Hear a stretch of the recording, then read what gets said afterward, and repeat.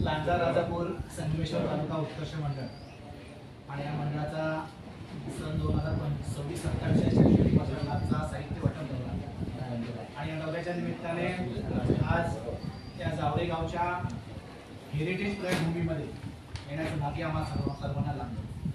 तर म्हणजे संतोष कांबळे सर, माझी या ठिकाणी याची दुसरी वेळ आहे. एकदा माझ्या मित्राला हेरिटेज संस्थेचा आदर्श शिक्षक पुरस्कार मिळालेला होता, दीपक धामापूरकर म्हणून राजापूर. तर त्या कार्यक्रमाला मी इथे आलो होतो आणि बरेच इथे ताटके सर माझे मित्र आहेत, फणसे सर मित्र आहेत. त्या स्टेटसला मी तुमचे जे काही प्रयोग आहेत त्या ठिकाणी चालू ते सगळे प्रयोग मी स्टेटसला पाहत असतो आणि कधीतरी इच्छा होती इथं जावं, अनुभवावं आणि आज तो योग खऱ्या अर्थाने या ठिकाणी आलेला आहे. आज या कार्यक्रमाच्या निमित्ताने मंचावर उपस्थित आमचे मार्गदर्शक आदरणीय कदम साहेब, मंडळाचे सरचिटणीस मधुकर पवार सर. कांबळे दाम्पत्याकडे बघितल्यानंतर मला डॉक्टर अभय बंग, डॉक्टर राणी बंग यांची आठवण होती. त्यांनी जसं वेगवेगळ्या क्षेत्रामध्ये, सामाजिक क्षेत्रामध्ये सामाजिक प्रश्न समोर घेऊन ते प्रश्न हाताळले, नुसते हाताळले नाही ते पूर्णत्वाला नेले, तसंच काम या जावळे भूमीमध्ये उभं राहतंय. याचा एक कोकणकर म्हणून मला निश्चितपणे आदर आहे. इथे कांबळे सरांनी उल्लेख केला की वेगवेगळ्या जाती धर्मातले जे खऱ्या अर्थाने शैक्षणिकदृष्ट्या मागासलेले विद्यार्थी, असे विद्यार्थी निवडून या ठिकाणी आणले जातात, त्यांची राहण्याची व्यवस्था केली जाते, त्यांना इथे चांगल्या पद्धतीने शिक्षण दिलं जातं. जसं अभयबंग आणि राणीबंग हे दाम्पत्य आहे, तसं आमचे दाम्पत्य पण आहे. मुलींच्या शिक्षणाच्या बाबतीमध्ये मुलगी शिकली पाहिजे, प्रगती झाली पाहिजे, असं बऱ्याच आपण घोषणा देतो, परंतु प्रत्यक्ष फील्डवर काम करणारे अतिशय मोजके असतात आणि त्याच्यामध्ये हे कांबळे दाम्पत्य आहे.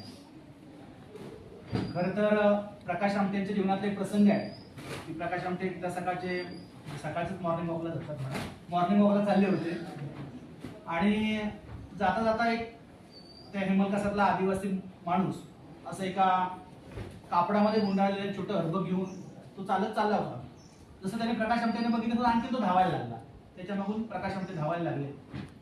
म्हणा त्याला थांबवलं, पकडलं, म्हणजे काय आहे नेमकं याच्यामध्ये. तर म्हणाला तो बाळ आहे छोटं, 1 दिवसाचं बाळ. ती मुलगी होती. तर मग काय कुठे घेऊन चाललायस. तर नाही म्हणाले, ही मुलगी जन्माला आली आणि माझी बायको मेली, म्हणजे ही अपशकुनी आहे मुलगी. तर तिला मी आता काय करणार आहे, नेऊन जंगलामध्ये टाकणार किंवा पुरणार म्हणाले. ते वाक्य ऐकल्यानंतर डॉक्टर प्रकाश आमटे म्हणाले, तू आता टाकून जर देणार आहेस मग मला देते. पुढचं सगळं काही सांगत नाही. ती मुलगी डॉक्टर प्रकाश आमटेंच्या मुलगीसोबत डॉक्टर झाली. मधलं काही मी सांगत नाही. मुलगी शिकली पाहिजे, प्रगती झाली पाहिजे सगळे सांगतात, पण प्रत्यक्ष कृती राबवणारे जे काही मोजके लोक आहेत त्याच्यामध्ये कांबळे दाम्पत्य आहे. त्यामुळे मला निश्चितपणे पुन्हा एकदा सांगतो, सारखा अभिमान आहे आज या ठिकाणी येण्याचा योग आला. गेली 35 वर्ष लांजा राजापूर संगमेश्वर तालुका उत्कर्ष मंडळ अशाच पद्धतीचं ग्राउंडला जाऊन, फील्डवर जाऊन काम करणारं मंडळ आहे. आता कांबळे सरांनी म्हटलं की एकदा वाढदिवस मोठा होतो, पुढच्या वर्षी तो त्याच्या निम्म्याने होतो, 3ऱ्या-4थ्या वर्षी तो होतच नाही. एखादं काम सुरू करणं सोपं आहे, एखादं मंडळ सुरू करणं सोपं आहे, परंतु अव्याहतपणे ते 35 वर्ष चालवणं ही खूप कठीण गोष्ट. आणि 35 वर्षामध्ये ह्या दौऱ्यामध्ये कुठे खंड पडला नाही. मध्ये कोरोना सुद्धा आला, पण कोरोनाने सुद्धा 1 वर्ष पहिला कोरोना जो होता, स्ट्रिक्ट लॉकडाऊन होतं सगळीकडे, त्यामुळे बाहेर पडता आलं नाही. नाहीतर कधीही खंड पडला नाही या कामामध्ये. हे काम अव्याहतपणे चालू असतं आणि वर्षभर या सगळ्या मंडळींच्या डोक्यामध्ये शिक्षण हा एकमेव विषय असतो.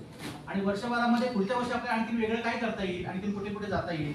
मग अशी आम्ही हरची हायस्कूलला होतो, तिथे उल्लेख झाला की 35-37 शाळा आहे. त्यांना आश्चर्य वाटतं 37 शाळा म्हटलं.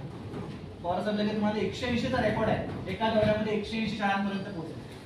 मंडळाला काही लागत नाही, फक्त एक मुख्याध्यापकाचं साधं पत्र लागतं. मग त्या पत्राच्या जोरावरती अगदी डोंगरदऱ्यात कुठेही ती शाळा असू दे, तिथे 2-4 विद्यार्थी का असणार, ते विद्यार्थी माझ्या कोकणातले आहेत, ते गोरगरीब कष्टकऱ्यांचे विद्यार्थी आहेत, मुलं आहेत.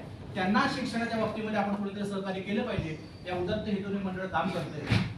असं म्हणतात की फुलने एका ठिकाणी म्हटलंय छान की माणूस मोठा झाला, वयाने वाढला की तो म्हातारा होत जातो, परंतु एखादी संस्था जेव्हा असते त्या संस्थेचं वय जसं जसं वाढतं तशी तशी ती संस्था तरुण होत जाते. मला वाटतं उत्कर्ष मंडळ असेल, हेरिटेज संस्था असेल, ही तरुण असणारी मंडळांचं हेच लक्षण आहे. आणि मला वाटतं असंच हे सगळं वैभव या ठिकाणी आणखी उभं राहावं.